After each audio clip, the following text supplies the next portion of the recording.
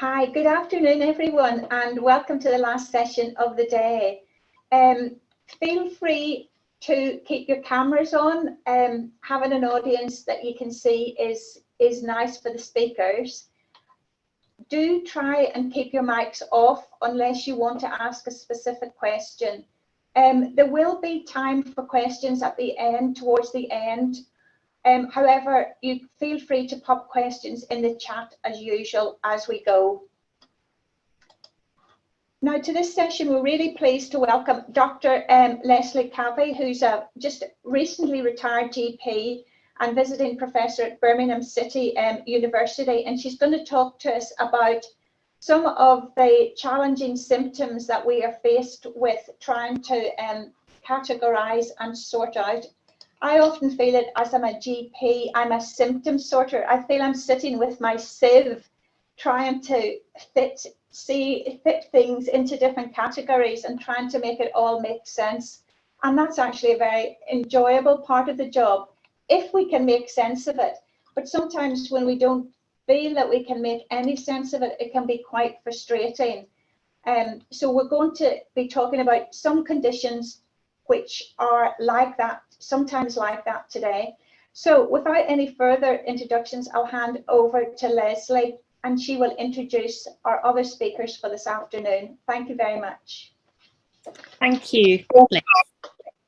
Let me just try and share my screen.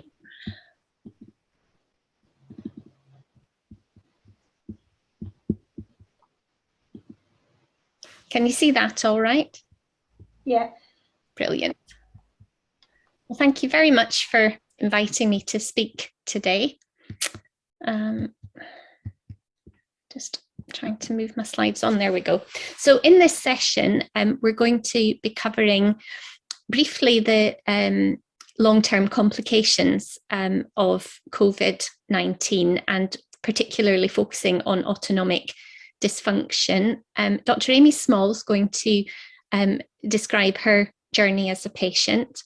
We'll then talk a little bit about the pathophysiology, diagnosis and management of postural tachycardia syndrome, some of the comorbid conditions in non-COVID PoTS, and then Anita Kiernan will talk about the impact of having a diagnosis, particularly in relation to adjustments at work, and then hopefully we'll have time for a little questions at the end.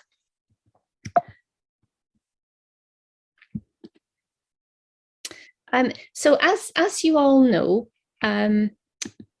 COVID-19 is a multi-system infection, and it can affect ENT, it can affect skins, causing rashes, muscles, joints, causes acute kidney injury, mental health issues, gut problems, and the more sort of the ones with a higher mortality, respiratory, cardiac, in particular myocarditis and pericarditis, and the vascular complications such as stroke, encephalopathy, microvascular disease, including microvascular angina and COVID-TOS, coagulation disorders such as DVT and pulmonary embolism, and then neurovascular problems, and today we're going to particularly focus on the autonomic nervous system.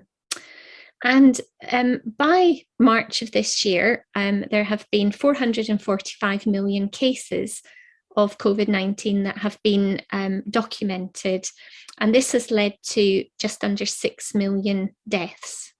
Of the patients that have been infected, as you know, many fully recover.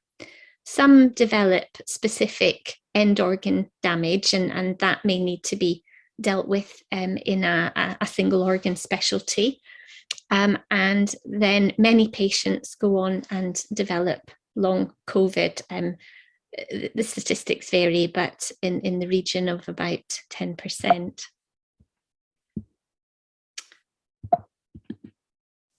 So I thought it would be useful to start with definitions, and these were developed by NICE in association with SIGN, the Scottish version of NICE, and the Royal College of GPs. And I think this was the first collaboration. And in December, just over a year ago, they developed the first long COVID guidance. It's evidence-based as much as it can be in a new condition, and they also had to rely on expert recommendations. It was developed by an independent committee of healthcare professionals, and there were also a number of lay people who were long COVID patients on the committee, and there were consultations with stakeholders as well. So acute COVID-19 is signs and symptoms up to 4 weeks. Ongoing symptomatic COVID-19 is signs and symptoms from 4 to 12 weeks, and post-COVID-19 is signs and symptoms after COVID-19 infection that continue for more than 12 weeks and are not explained by an alternative diagnosis. The two ongoing symptomatic and post-COVID were mainly developed for research purposes. And then long COVID, of course, is the patient-derived term, and that includes ongoing symptomatic and post-COVID-19. So like acute COVID, long COVID can affect pretty much every system in the body, and I think Amy's going to talk a little bit more about that in her talk. So these are the statistics from the Office of National Statistics and published just a few days ago in March 2022, discussing the impact of long COVID on patients in the UK.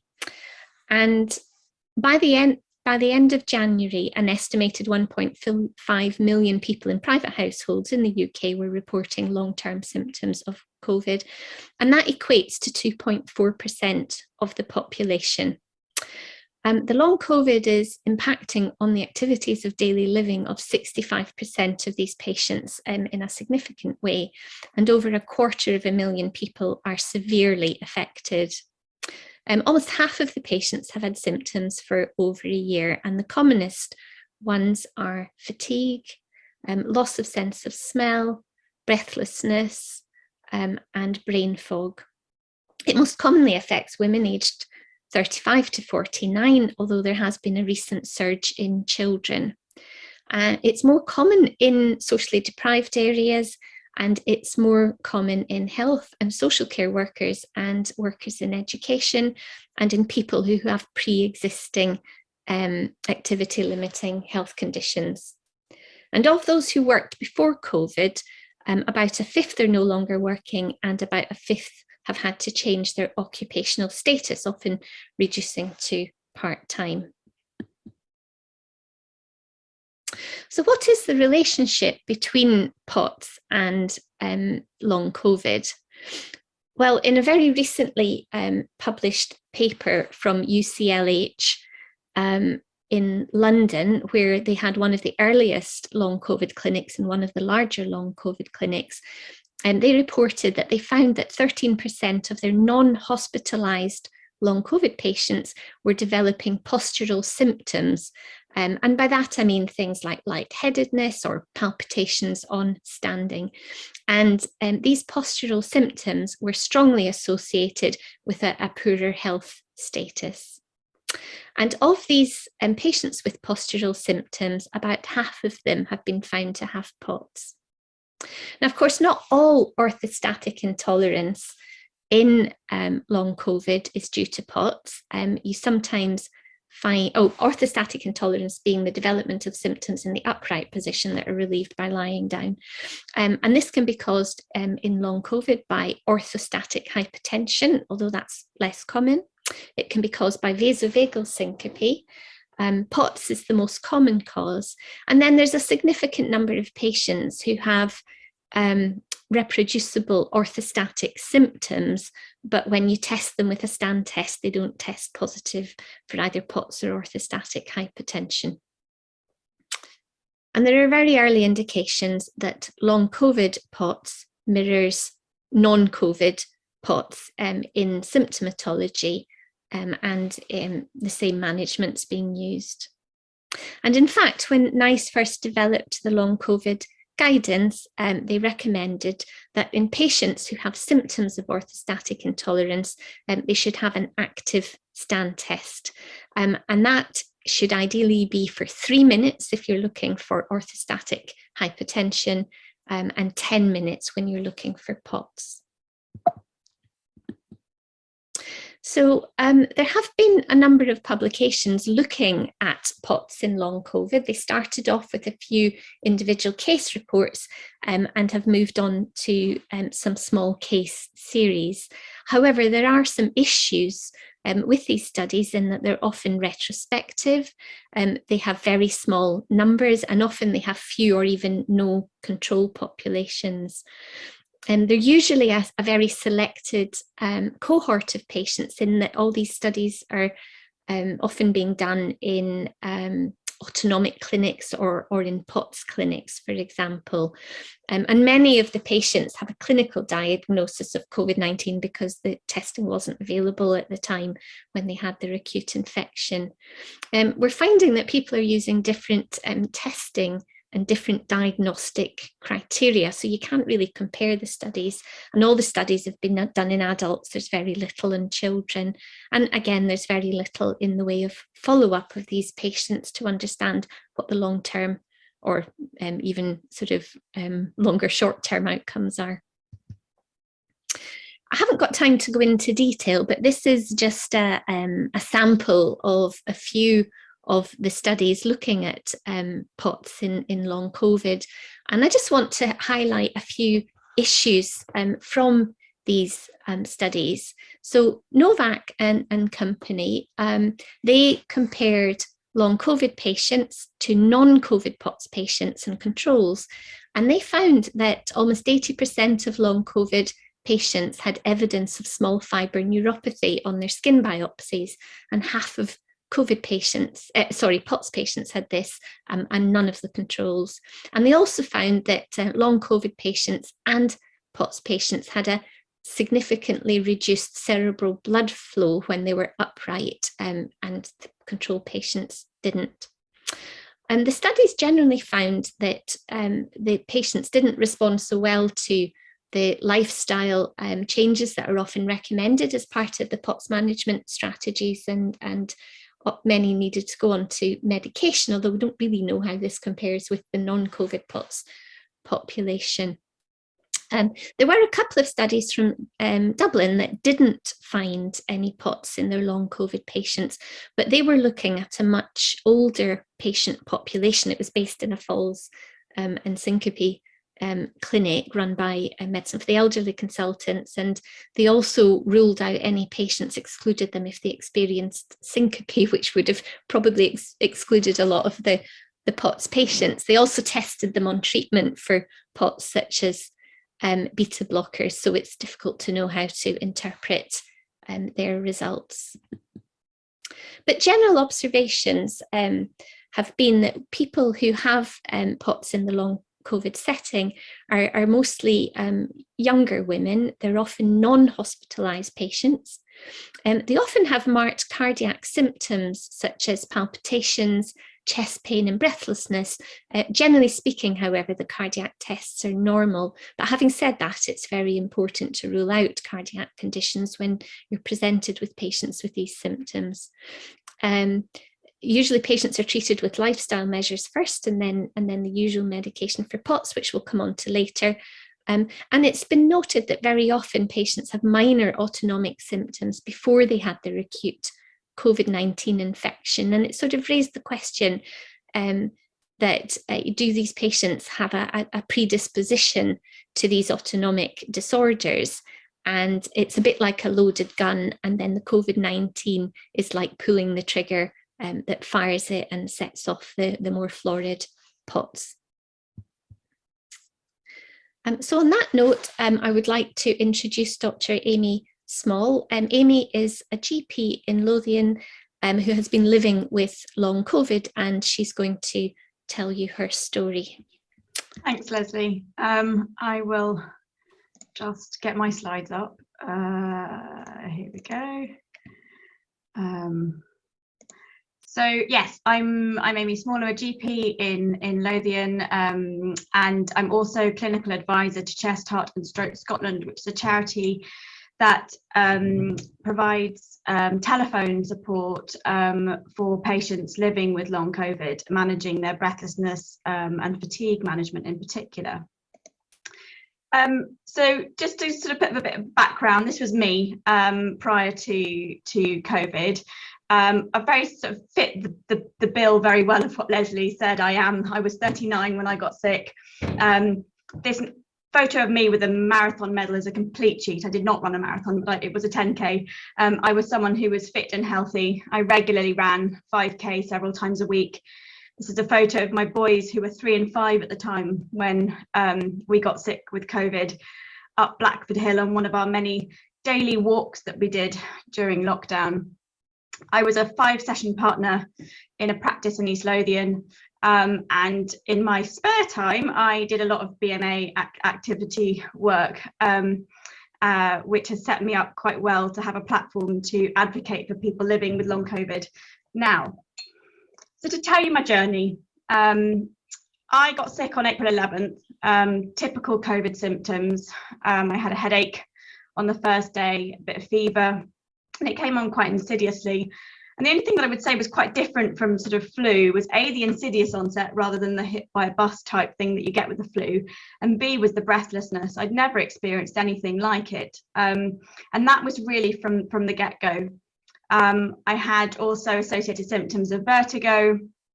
My oxygen sats were dropping to about 86, 87%, and had all the other typical myalgia, tachycardia, other symptoms that went along with it. And because it was the first wave, and because we were told to stay at home, we did stay at home. When you think back now, any fit and healthy 39-year-old with oxygen sats of 87, you probably wouldn't have kept them at home, but that's what we did. And we did, and we stayed at home, and we just got on with it. 2 weeks into my illness, my temperature was going up rather than down. I ended up phoning 111, and I was assessed at the COVID assessment centre, and the nurse said, well, your examination's normal, but you can have some doxycycline if you want, and maybe there's an underlying bacterial infection, and see how you go. So I took it to see if it would help, and of course it didn't. 3 weeks in, I was getting more breathless. I had a rest rate of 30 for the whole day, and I was beginning to panic. I'd been reading about people getting PEs and DVTs and stuff, and I thought, gosh, maybe I've got a PE now. So I phoned 111, and I was seen up at the acute medical assessment unit, where they did various bloods, including a D-dimer and chest x-ray and the whole shebang, and they said, look, there's nothing that we can find. Go home and rest. And I had fever every day at this point. I hadn't had a respite with that. I was still breathless. I was still, all the stuff that I've listed at the top was all still going on. 4 weeks in, I still was febrile. I still wasn't getting any better, but I was going stir crazy at home. And so I contacted an infectious diseases colleague and said, if I go out, am I going to be Typhoid Mary and infect everyone, or am I safe because I still have fever? And he said, you're not going to infect anyone, but we need to see you because it's not normal that you still have fever 4 weeks into this illness. So I got referred by my GP, and so I was seen by them, and they did all sorts of wonderful random serum rhubarbs and more testing and all the rest of it, and told me that everything was normal. All I had was a very mildly raised CRP of 18, and that was it. So they said, go home and rest, and we'll call you in 3 months and see how you are. So that was that. I went home, desperately trying to look after a 3 and a 5-year-old. My husband also has long COVID, so that was fun. Using Disney Plus as our surrogate parenting. As you know, we couldn't have anyone to help us because it was COVID, it was lockdown, and no one else wanted to get sick. I remember trying to brush my kids' teeth, having to hold one hand with the other. I mean, I'd never experienced anything like that in my life. Just every last bit of energy had been drained from my body.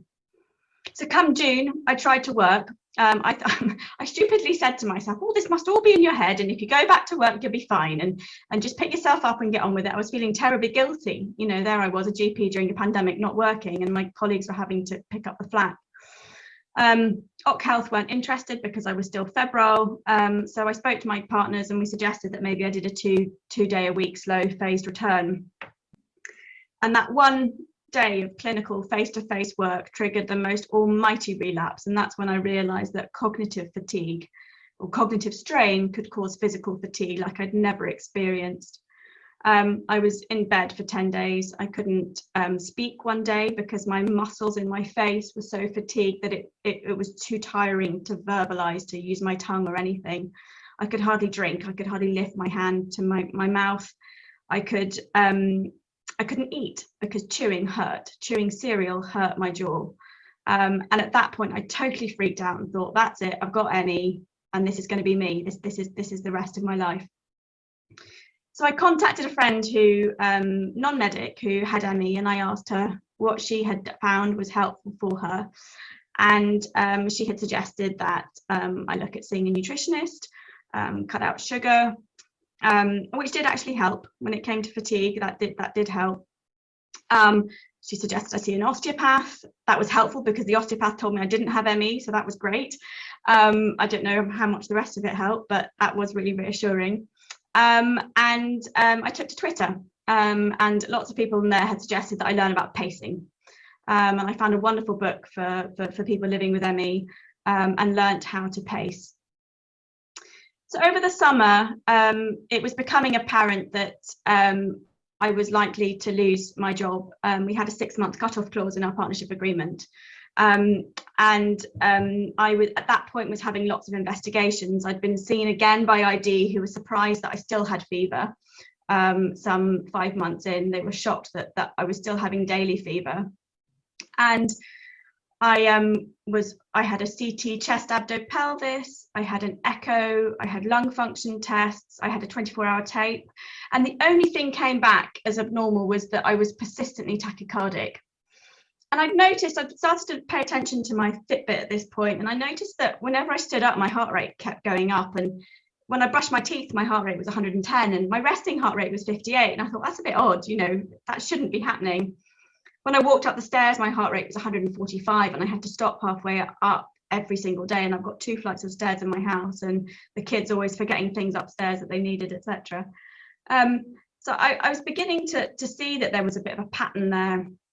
And it was during the last meeting with my partners that I was nervous about, that I had some out-of-date propranolol from when my father was dying. And I thought, I'm just going to take the propranolol to get me through the meeting. Maybe it'll help.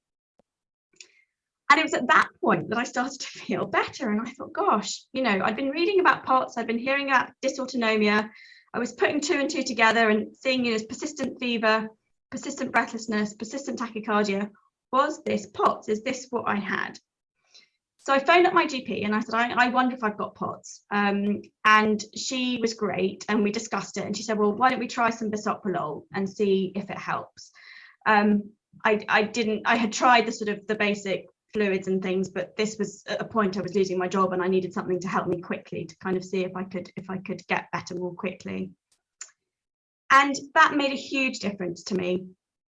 Within about 2 weeks of starting bisoprolol, I felt so much better. I could keep up with my then 4-year-old. I could walk alongside him. I hadn't been able to do that for months, and he was really, really slow. I could walk up the stairs without stopping. And I started then in November, about 2 weeks after I had the cutoff date for my job. I started locuming again, and I managed to do a phase return with the help of supportive colleagues around me. So by January, I was working full-time at a mix of locum and portfolio. So yes, I had to change my career quite significantly. And at this point, I'd noticed that the bisoprolol that I'd been on had made me been feeling quite low. And I think it's important to remember that beta blockers can make you feel depressed as well. And it was different from the other sort of anxiety type or mood issues that I had related to the whole situation. So I'd had a chat with my GP and asked if I could possibly switch to ivabradine. And she emailed the cardiologist to get some advice because she'd not come across it before. And they were happy to support her in prescribing that.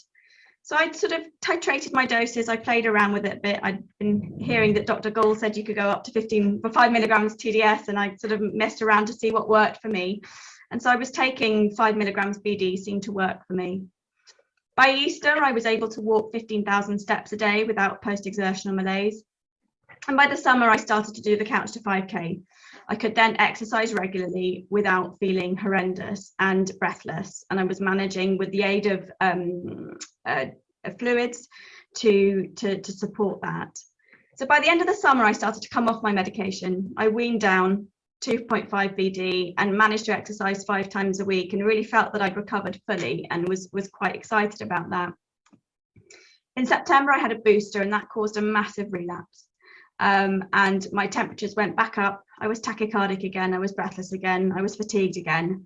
So I started back on the medication, and I still remain on that now. I haven't quite got back to where I feel like I can come off it yet, but I am ever hopeful as I start to get better and back into exercise again. And in January, I got COVID again. Of course, the kids brought it home from school, and I felt horrendous again for a few days and freaked out and thought, God, it's all coming back. But I managed to get on the panoramic trial and get some molnupiravir, and that 2 doses of that, and I was feeling so much better, which was a real relief. So I guess that's just my story. And I think in all of this, it's made me realise, probably how many cases of PoTS I've missed over the years. When we think about the number of young women we see as GPs who are breathless, tachycardic, chest pains, our instinct is to go immediately to anxiety. And the number of patients I've seen since I've had this that have been treated with SSRIs and things over the phone that have never been examined. And if there's one message I would get out to my colleagues, is see these people, see them face to face, examine them, because you don't know what you might find. Yeah, it's been a really interesting journey, and I've learned so much from it. And hopefully you can learn more here today. Thank you. Thank you, Amy, for that really excellent and very insightful description of living with COVID. So thank you very much for sharing that with us. I'm just going to talk now a little bit about PoTS in general, and a lot of what I'll say is actually relevant to orthostatic hypotension and vasovagal syncope as well.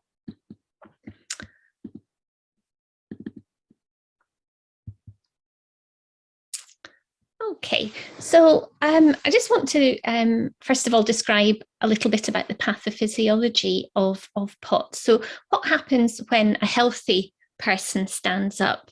That's the image on the left. Well, initially there's a drop from the thorax of between about 500 mils and a litre of blood into the abdominal cavity and limbs, but there's immediate vasoconstriction, which sends the blood back up to the heart and onto the brain.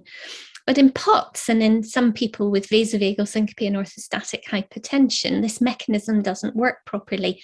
And this results in pooling of blood in the abdominal cavity and limbs, with reduced venous return to the heart and reduced onward blood supply to the brain. There's also a compensatory tachycardia, and excess adrenaline is released in an attempt to maintain the blood pressure.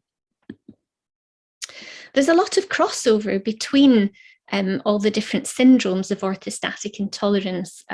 Patients with vasovagal syncope tend to be quite well in between episodes, whereas patients with PoTS and orthostatic hypertension tend to be more chronically unwell. And in fact, many patients develop symptoms every time they stand up, and in some severely affected patients, every time they sit up, they can start to develop symptoms. This inadequate vasoconstriction results in a relative hypovolemia. In other words, the blood volume is reduced in relation to the excessive capacity of the blood vessels. And this results in these typical symptoms. The 3 commonest in PoTS are lightheadedness, fatigue, and palpitations. Patients also develop sweating, shakiness, visual and hearing disturbances such as visual greying. They become quite pale in colour. In the UK, about 60% of patients with PoTS report recurrent syncope, which is a bit higher, for example, than in the USA. I do wonder if that's because you have to experience syncope to end up in the right clinic for someone to recognise your PoTS. In addition, difficulty in thinking is very common, or brain fog, and patients often find this the most disabling of all the symptoms. So how do you diagnose PoTS? Well, The key, as with many things in medicine, is taking a detailed history and particularly identifying these symptoms of orthostatic intolerance. On examination, when patients stand up, they often, 50% of PoTS patients, in fact, reveal acrocyanosis, which is this sort of puffy, purpley colour of dependent arms and hands and feet. And in fact, it can go up to the knees as well. And you can see it in this picture here. The right foot has been dependent, the left one elevated, and they've just been put together for taking the photograph. You will almost certainly want to do some blood tests depending on the symptoms, and it might include Usanese, full blood count, iron levels, thyroid function, and a morning cortisol. Again, you should do an ECG because patients are often having palpitations and breathlessness. And then other investigations as indicated, and particularly in the long COVID setting, where patients are describing these cardiac symptoms, if they're available to you, then you might want to do a 24-hour Holter monitor, echo, and through cardiology, patients may also have a cardiac MRI to exclude myocarditis, pericarditis, and sometimes troponin and D-dimers are useful. The gold standard test is a 10-minute active stand test. And to do that, you would normally lie your patient down until they're settled and then do their heart rate and blood pressure, stand them up. I usually stand them up in my surgery against a wall or in front of a chair or a bed, because occasionally patients do faint and it's much easier to manage that situation that way. And then you would do heart rate and blood pressure immediately on standing, and then every 1 to 2 minutes for 10 minutes, keeping a very close eye on the patient and asking them about their symptoms as you go. If there's any doubt about the diagnosis, then it may be necessary to refer the patient for a tilt table test. And this is what a tilt table test printout looks like. And you can see here in the control that when the patient is tilted head up to about 60 to 70 degrees, you can see that their heart rate goes up a little bit. It's normal to go up 10 to 20 beats per minute. And the blood pressure here remains relatively stable. In the PoTS patient, when they're tilted head up, you can see that the heart rate rockets up to, in this case, about 180, 190 beats per minute, but it doesn't have to be as much as that. And then very characteristically, the blood pressure becomes quite unstable. And in fact, the definition of PoTS is, and this is important, frequent symptoms of PoTS on standing, associated with an increase in heart rate of 30 beats per minute, which should be persistent. Children have a higher normal increase in their heart rate, and therefore for teenagers, you need 40 beats per minute increase in heart rate. And there should be no drop in blood pressure, but in fact, PoTS and vasovagal syncope can coexist, and so patients can have a PoTS response, and then they can later go on and develop a vasovagal response with a drop in heart rate and blood pressure. So I've been asked to talk a little bit about the non-COVID sort of comorbid conditions in postural tachycardia syndrome. I'm going to very briefly cover the hypermobile form of Ehlers-Danlos syndrome, which is often mistaken for fibromyalgia, a little bit about chronic fatigue syndrome and mast cell activation syndrome, which interestingly seems to be appearing in long COVID, even in patients who don't have PoTS. And then just to briefly mention that autoimmune conditions are more common in PoTS, and in fact, Sjogren's specifically has been identified as a likely causative agent, and in fact you can treat the Sjogren's with immunosuppressants and the PoTS can get better. And there's also been a number of case reports in relation to Lyme disease. So the hypermobile form of Ehlers-Danlos and the hypermobility spectrum disorders are inherited connective tissue disorders. In fact, it's autosomal dominant, and the patients, in addition to having hypermobile joints, often experience fatigue, irritable bowel syndrome like symptoms, allergies, mast cell activation, chronic pain. They often have a weak pelvic floor, so they have stress incontinence but not had children. Migraine is common, poor sleep and anxiety. Skin is characteristically quite stretchy and bruises easily, and you get abnormal scarring in these patients. And then low blood pressure on standing is very common, and PoTS occurs in about 15% of patients. But in reverse, we often find that around 50% of our PoTS patients have hypermobility. And in practice, I often identify these patients from the patients who have medically unexplained symptoms. You often find that in hypermobile EDS, if you look at their notes, they've got really thick notes or very extensive notes, but no clear diagnosis. And I often find that patients have been to a rheumatology clinic with their joint pains and come out with a diagnosis of arthropathy of unknown cause.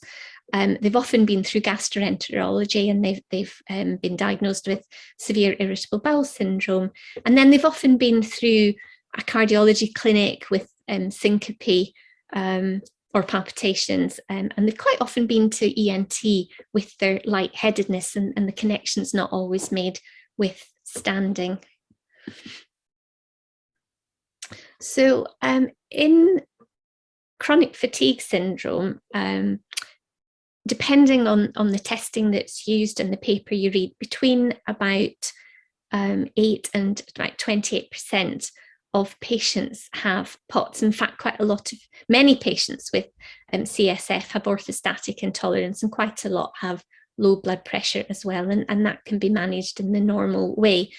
And in fact, in the most recent edition of the ME/CSF guideline produced in October 21, a new recommendation is that patients with ME/CSF that experience symptoms of orthostatic intolerance should have an active stand test, should be tested for these conditions.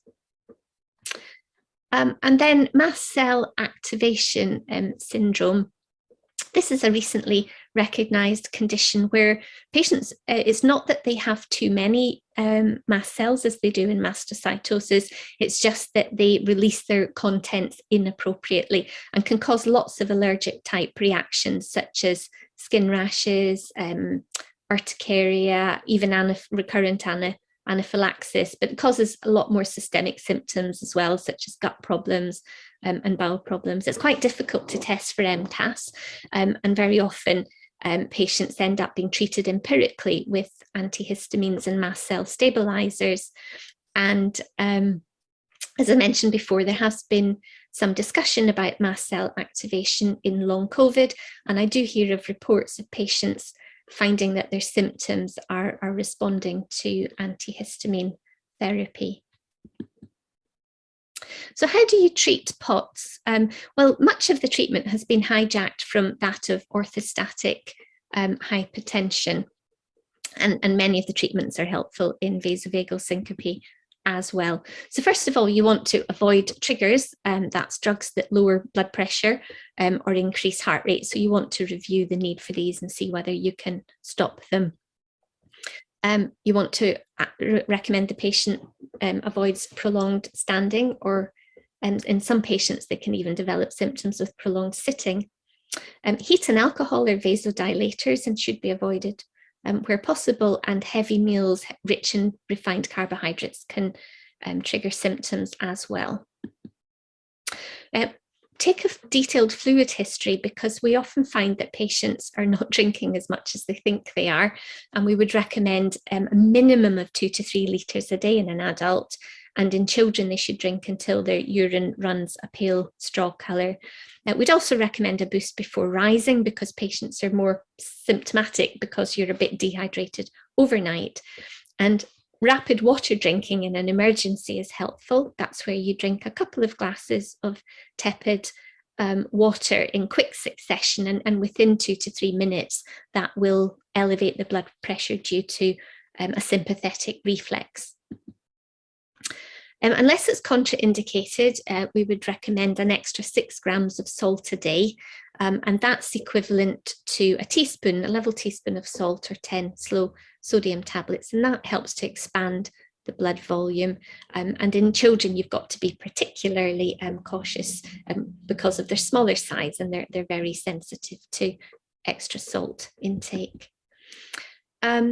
We often find that patients benefit from a diet that is low in refined carbohydrates, and they tend to eat small meals often, maybe eating half as much, but 6 small meals a day. There have been a lot of other diets that you find that patients report being helpful, but there hasn't really been very much research into these at the moment. Often exercise is recommended in PoTS. It has actually been suggested that deconditioning is the cause of PoTS, but in our study at PoTS UK a few years ago, we found that the majority of patients were very active and taking regular exercise, like Amy, just before they were hit by their PoTS. And some patients can develop symptoms overnight. So we think it's more a compounding problem rather than a cause. Unfortunately, exercise can cause patients to be completely wiped out for hours or sometimes even days afterwards. So you have to be very cautious with exercise therapy, starting very often at a low level and increasing gradually, telling the patient that it's going to take between 6 weeks and 3 months to make a difference, and they might feel worse beforehand. It's useful to start with horizontal exercise such as Pilates and swimming, moving on to recumbent biking, and then graduating onto upright exercise such as brisk walking. There are other self-management techniques. As mentioned before, pacing can be very important to some patients. Postural maneuvers such as activating the skeletal muscles by tightening the thighs, clenching the fists and buttocks together can raise your blood pressure and lower your heart rate. In orthostatic hypotension, raising the head end of the bed is useful. I wouldn't recommend doing it as in the image on the slide, but a couple of bricks under the head end can be useful. There isn't any evidence yet for use of this in PoTS. And then compression clothing is also useful, both in PoTS and orthostatic hypertension, and we would normally recommend it to be waist high to help with abdominal compression as well. If lifestyle changes don't help, or in severely ill patients, sometimes it's necessary to start medication at an earlier stage. And as mentioned before, you will want to remove drugs where possible that trigger symptoms, and then add medication that either improves the blood volume, narrows blood vessels, or blunts the tachycardia. And so in PoTS, we use, as Amy mentioned, beta blockers, and ivabradine is really useful because it doesn't have the same tendency to lower the blood pressure as beta blockers do. And then midodrine is also quite commonly used, fludrocortisone, which expands the blood volume, and midodrine narrows blood vessels, pyridostigmine, and desmopressin is sometimes used as a sort of pill in the pocket type medication because of its risk of hyponatremia. So patients would just take one tablet if they know they're going to have a particularly difficult day, for example, exams or their wedding or something like that, and that helps to, again, expand their blood volume.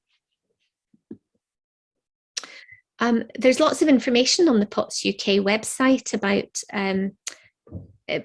information that you can give to your patient about these lifestyle changes, and there's also a section specifically for healthcare professionals, and there's lots of videos that you can watch about different aspects of testing and managing PoTS. And also, if the patients don't respond to the lifestyle changes and perhaps simple medical therapy, then it might be necessary to refer to a specialist, and there's a list on the PoTS UK website.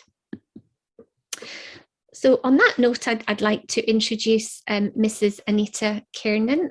Anita is the Development Improvement Manager for mental health and learning disabilities commissioning team at Trafford CCG, and she's worked in that with the CCG for the last 8 years. Anita's also been a fantastic help in her role as a volunteer at PoTS UK, and she's going to talk to you about PoTS and hypermobile Ehlers-Danlos syndrome, the impact of having a diagnosis, and also adjustments that can help you to continue working. So over to Anita. Thanks so much.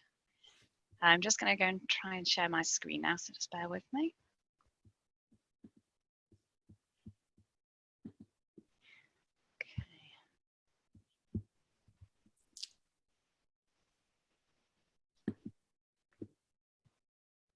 Okay, is that visible? Yes. Good.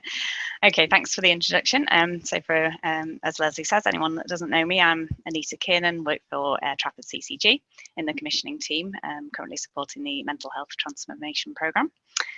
And I just wanted to talk a little bit about my PoTS and the impact that diagnosis had upon my management of that condition, and how effective reasonable adjustments were in allowing me to maintain my employment. So a little bit of background. A lot of the things that Amy has spoken about and Leslie really resonated with me, because I've had symptoms for a really long time, since 1995 when I was 16, currently 43. And it was mostly presenting as unexplained collapses. I'd stand up and then within a few seconds or minutes, I would be very lightheaded or falling to the ground. So I was dismissed initially as having just anxiety, being the teenage young female, or having a hormone component to it. But later at university, I was diagnosed with postural hypertension. And later again in Liverpool, during my nurse training, I was diagnosed with what he just termed, a cardiologist termed, benign sinus tachycardia. But I think he was probably the first person to latch onto the tachycardia element of the symptoms I was experiencing. So I had a number of different kind of treatments along the way, but essentially the condition was worsening because we weren't really understanding what was going on.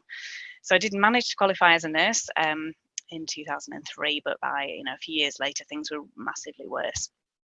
I was collapsing all the time, really severe kind of lightheaded symptoms, fatigue, the brain fog element. I was probably falling to the ground or nearly falling 20 or 30 times a day.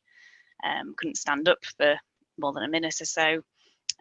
Started to get more symptoms when I was looking up or stretching or coughing, sneezing.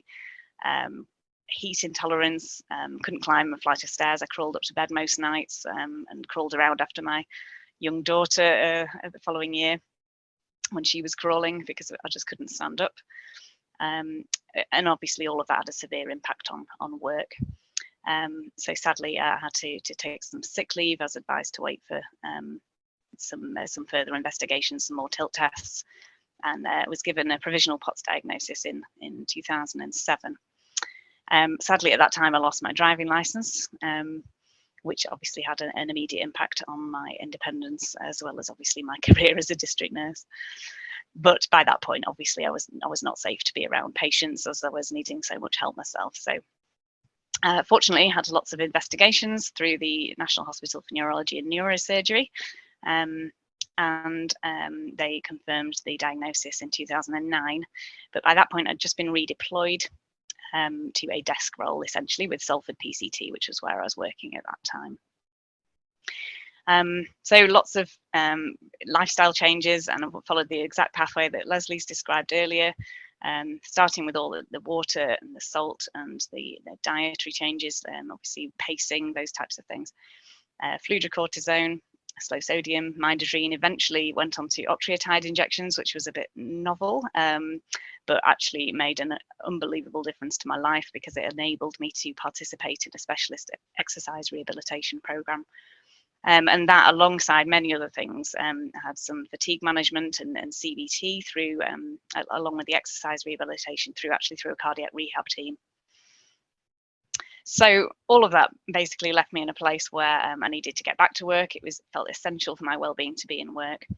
And the impact of PoTS, the PoTS diagnosis, made such a difference, because I was able to understand my own condition, and obviously then my employer could understand and help and support me.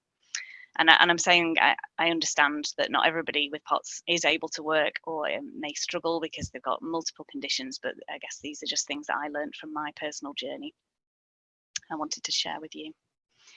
So diagnosis didn't offer me any kind of cure. There wasn't even any certainty of what would work or how it would work at the time. This is obviously going back a number of years, and I think there's more clarity nowadays, but it was an enabler for me.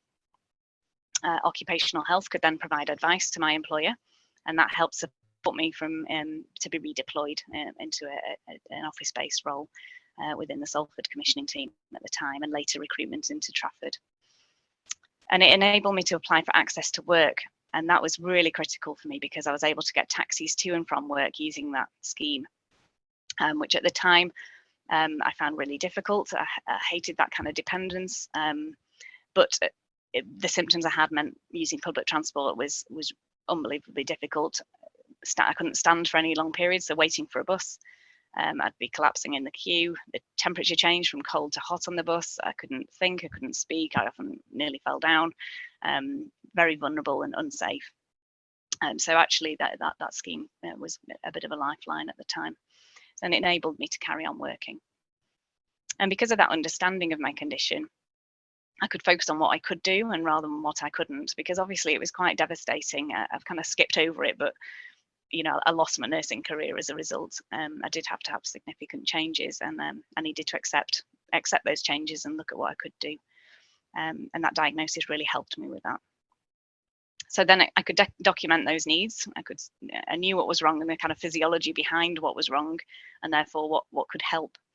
And that allowed me and the occupational health advisor to document the reasonable adjustments that would help. And so I've just put a few examples down. Obviously, it's very individual. People's presentations can be quite different, but for me, very simple things like having a seat next to the photocopier at the time, so I didn't have to stand for ages. Having a stool under my desk so I could raise the legs and help prevent the pooling, because sitting for long periods is tricky. Having a suitable location of filing cabinets and the height of shelves, it's such a small thing, but not having to bed down or reach up high made the world of difference to me. Having a desktop printer back in the days of before we had everything electronically. A desk fan to keep cool, because heat and temperature control can be a problem. And using a lift, making sure I was in a building where there is a lift has obviously been critical, but that's not been problematic. And working from home over time, initially this was not something that I could do in my previous role in Salford, but over time, as we've got laptops, we've been able to work at home. So those were just a few examples of things that really helped me, but the impact of that was really seen through also just having a supportive line manager. It's one thing to write things down and to make that plan and to document those needs, but it's quite another to actually get those things in reality. And I know a lot of people with PoTS and with other disabilities can really struggle on this side. So I just needed to add this in here as well. You know, employees that do need managers who are going to listen to them and to take the action to support them and lead by example. And as I mentioned before, a lot of these things that people need are minor changes. I had to make a major career change myself.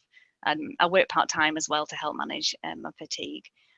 So these are things that I've had to change, but there's some small changes that employers and work environments can change, such as the seating or the desk environment and so on. And it doesn't impact on other people, but it can make such a massive change to your life, because it's not stressful having to try and get through your work day. You just need to manage the fatigue and the brain fog and all the other symptoms, but it's much more easy to cope when you've got these things in place. So basically all of those factors helped me to maintain my employment over that. Apart from that initial 5 months off sick, I've maintained continuous employment, and that was in spite of the fact that I used to collapse so frequently throughout the day for well over a decade. Often found on the floor in the office, and some very kind colleagues that used to just support me and get me what I needed, which was, as Leslie mentioned, usually just a large glass of water just till the symptoms passed. So I guess it's worth noting that employment in the context of the pandemic has brought its own kind of adjustments for a lot of people with disabilities, and some negative, but some positive. And I think that's because we've now got more trusting relationships between employers and employees in respect of working from home. I think there's more focus on outputs, and essentially if we get the work done, you don't need to be in the office to prove that you're working and doing a good job. So I also wanted to mention some barriers to working well. Generally, we have feedback from the staff disability group that I'm part of across the council and CCG, and the peer support groups. A lot of people mention that ineffective or inconsistent implementation of corporate policies or corporate values is the main problem. All these things are there, but not actually in reality. It's about the look of the drawer of having a good line manager who really understands and supports you. And that's really problematic during things like organisational change, where there may be changes of line management and changes of support. But the major thing that I hear through these groups is that if the right support is provided, we can all do our jobs effectively. So having PoTS is not problematic if the right support is in place, and that's obviously alongside getting the right kind of care and treatment as well. It can be a lifelong condition, as I've found, but I have learned to live with it, and it has improved over time for me. So sometimes some people feel that there's reduced employment or recruitment opportunities. I've certainly felt some of that, partly because of that presenteeism, that need to be there in an office, or to expectation of travel, and I'm hoping that's a culture that's going to change now. And obviously it's not notwithstanding the impact of the fatigue and the brain fog, and some people have joint pains and medication side effects and so on. And the notion of unseen disability, it's really hard mentally to live with a condition where I was in a situation where if I stood up to shake somebody's hand in a meeting, I would invariably collapse, and having to kind of tell people in advance, and the embarrassment of that, and feeling like you're a burden or you're drawing attention to yourself, all of those things are quite difficult to live with. And finally, just to note that sometimes there can be inadequate support from GPs and clinicians in helping people to get the support they need with those kind of access to work letters and so on as well. But for me, there's been a positive result. Just a few notes there, I guess. I've undertaken my role in spite of my condition that got so bad by 2007, but over the last 14 years I have managed to get 2 promotions, which I feel strange saying out loud because it just feels awkward, but it's massively meaningful to me because I lost a career, and I never thought I'd just maintaining a job. I was so unwell, I didn't know how I was going to just stay in work, never mind actually kind of progress. I've barely had any sick days, only 1 in the last 3 years, not related to my PoTS. So I've been able to maintain, continuous work and enjoy my job. It's been a reduction in stress over the years, because I know that I'm supported at work and I'm able to just get on with my job and not worry about the impact of my PoTS. And that's led to improved mental well-being and self-esteem, because I can maintain employment, and that's been hugely important to me. And that's helped me to grow in confidence. And the bottom line for that was that I felt intensely loyal towards both Salford PCT as it was and Trafford CCG as we are now as employers, because of the support that I've had at work. And the reason why this matters, of course, is that early diagnosis of PoTS can really prevent that deterioration, because if the right support and advice is in place, including employment support, it can really stop that deterioration that I went through in those years where the diagnosis wasn't clear and I didn't have the right treatment. I noted a UK-based study that PoTS UK had cited, which suggested that people on average wait around 7 years to get a diagnosis, and in my case it was 13 years, and it took 10 more years after that to go through this kind of rehabilitation program, and to feel a bit more like myself. I'm probably back to where I was in my 20s in terms of my health. I'm not quite there yet. I used to be extremely active, as Leslie and Amy noted. I was very active and very fit, but I can certainly do most things albeit with some adjustments, and obviously some energy conservation that I need to really be aware of. But I do feel in control of my PoTS. It's a condition I live with rather than something that completely defines me, which for years it did.